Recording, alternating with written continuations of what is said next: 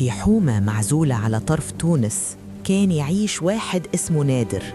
الناس الكل تخاف منه، ما عندوش رحمة، يضرب، يهدد ويبتز الضعاف.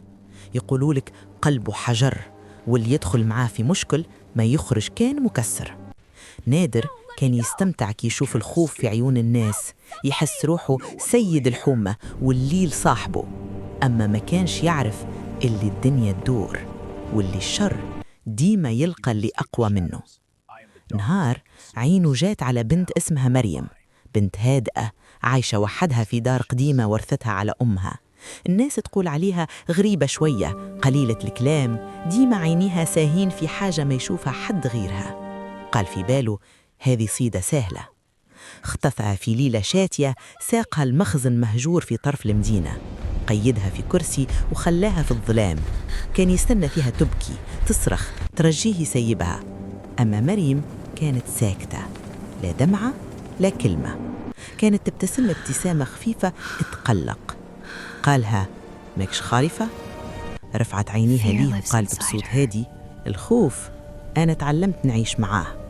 ضحك عليها، أما ضحكته ما دامتش.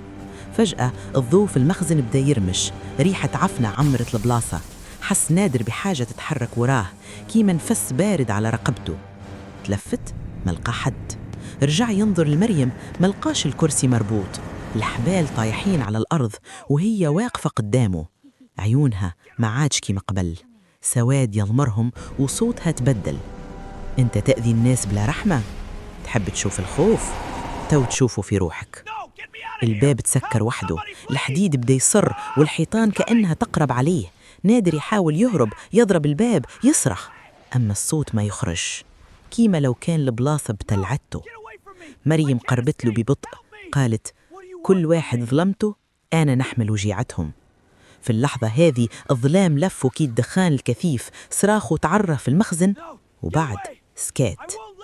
الصباح الناس لقات المخزن محلول، ما ثماش أثر لنادر، كان بقعة سودة في الأرض كيما حاجة حرقت وريحة خوف باقية في الجو. أما مريم رجعت لدارها، تمشي في الحومة عادي، تبتسم للناس. ومن وقتها أي واحد يفكر يأذي غيره يسمع في الليل همسة قدام داره. تحب تجرب؟ واللي يسمع الهمسة هذه ما يعاودش الغلطة مرتين.